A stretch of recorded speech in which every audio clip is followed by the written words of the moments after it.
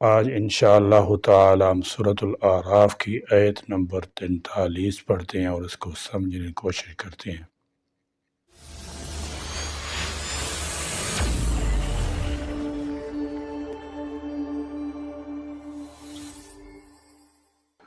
اعوذ باللہ من الشیطان الرجیم، بسم اللہ الرحمن الرحیم۔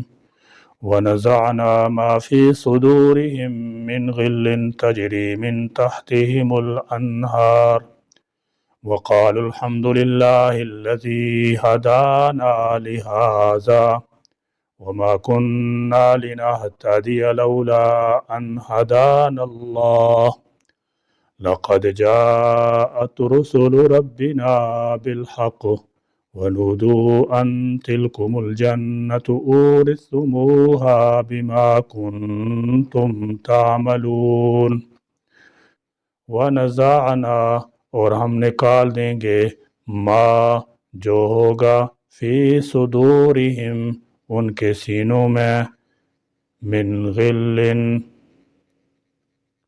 کوئی کینہ، وَنَزَعْنَا مَا فِي صُدُورِهِم مِّن غِلٍّ ہم ان کے سینوں سے کدورت کو نکال لیں گے۔ یہ لفظ غل اور غل تینوں طرح پڑھا جاتا ہے۔ غل بغض، عناد، نفرت، کدورت وغیرہ کو کہا جاتا ہے۔ غل جھوٹ اور دھوکے کے لیے استعمال ہوتا ہے، جبکہ غل توق کو کہا جاتا ہے جس کی جمع اغلال ہے۔ مطلب یہ ہے کہ کسی جنتی کے دل میں بغض، نفرت کے جذبات نہیں ہوں گے۔ تمام جنتی پاکیزہ اخلاق والے ہوں گے۔ یعنی لفظ غل کے معنی ہے خفگی، میل، کدورت، کینہ، حسد وغیرہ۔ اس کے ایک معنی تو یہ ہیں کہ جنت میں داخل ہونے والوں میں سے اگر کسی کے دل میں دوسرے کے متعلق کچھ ملال، خفگی، میل، کدورت اس دنیا میں رہی ہوگی اور کسی ناگوار واقعے کی یاد کسی کے دل میں موجود ہوگی تو جنت میں داخلے سے پیشتر ایسے ملال کو اللہ تعالی جل شانہ سے دلوں سے محو کر دیں گے۔ انہیں کچھ یاد ہی نہیں رہے گا اور وہ ایک دوسرے کے متعلق بالکل صاف دل ہو کر جنت میں داخل ہوں گے۔ وَنَزَعْنَا مَا فِي صُدُورِهِم مِّن غِلٍّ تَجْرِي مِن تَحْتِهِمُ الْأَنْهَارُ یعنی جنتی لوگوں کے دلوں میں اگر ایک دوسرے کی طرف کوئی رنجش یا کدورت ہوگی تو ہم ان کو ان کے دلوں سے نکال دیں گے۔ یہ لوگ ایک دوسرے سے بالکل خوش بھائی بھائی ہو کر جنت میں جائیں گے اور بسیں گے۔ بخاری میں ہے کہ مومنین جب پل صراط سے گزر کر جہنم سے نجات حاصل کر لیں گے تو ان کو جنت دوزخ کے درمیان ایک پل کے اوپر روک لیا جائے گا اور ان کی آپس میں کسی سے کسی کو رنجش ہوگی یا کسی پر کسی کا حق تھا تو یہاں پہنچ کر ایک دوسرے سے انتقام لے کر معاملات صاف کر لیں گے اور اس طرح حسد، بغض، کینہ وغیرہ سے پاک صاف ہو کر جنت میں داخل ہوں گے۔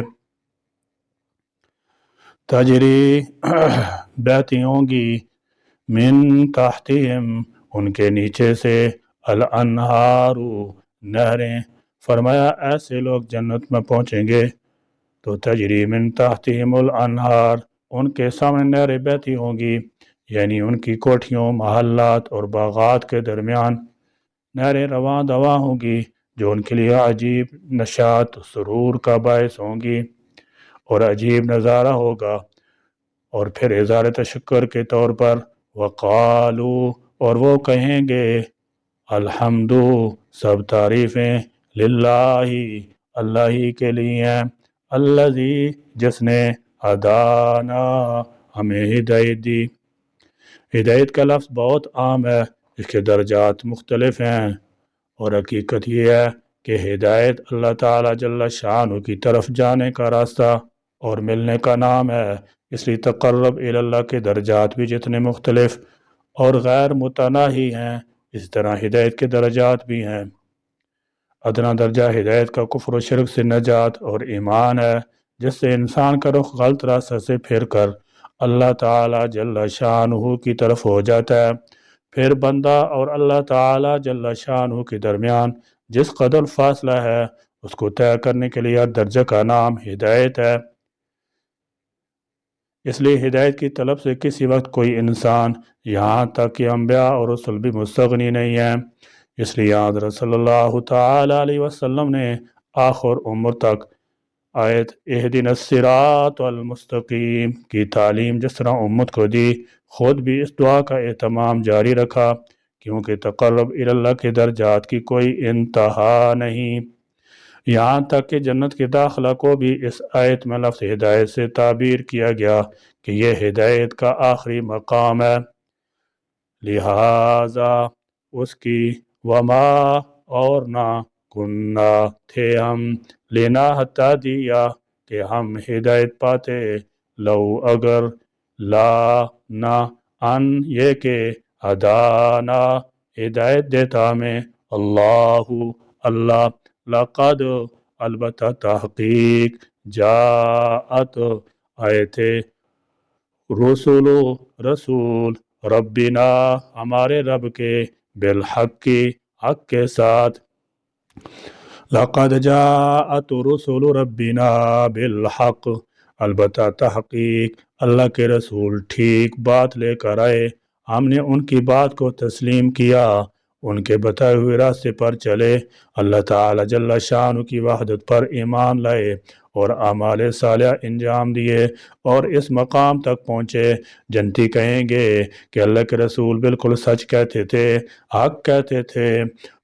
ونودو ان کو پکارا جائے گا، اے ایمان والو، مگر پکارنے والا کون ہوگا؟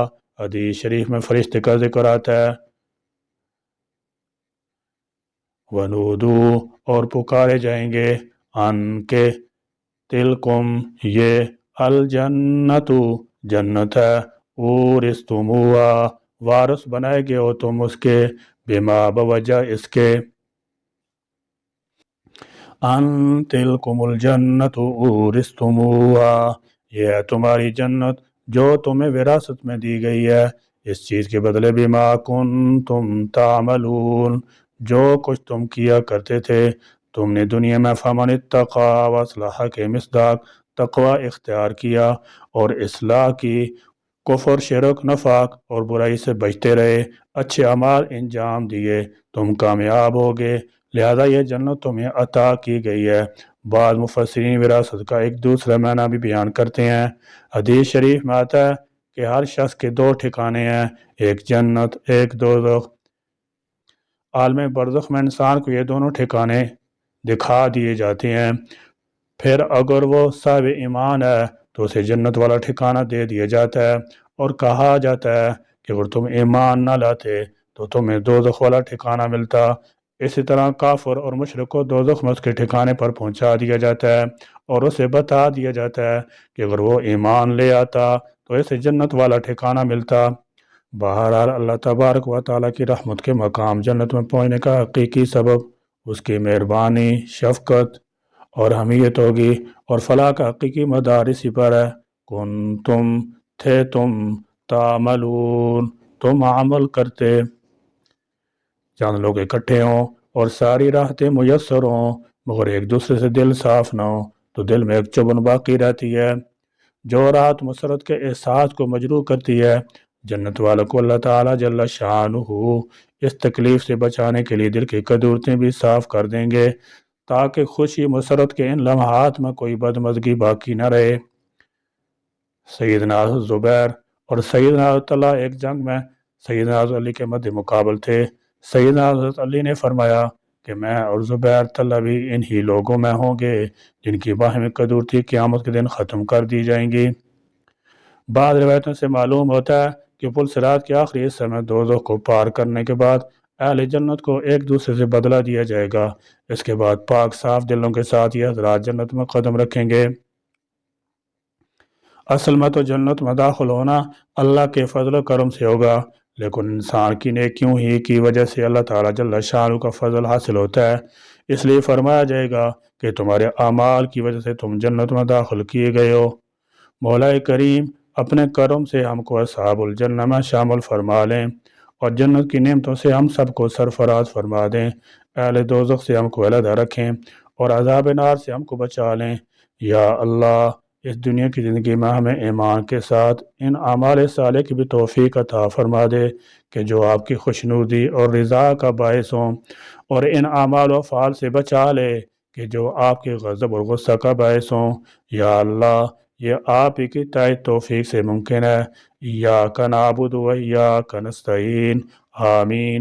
وآخر دعوانا ان الحمد للہ رب العالمین۔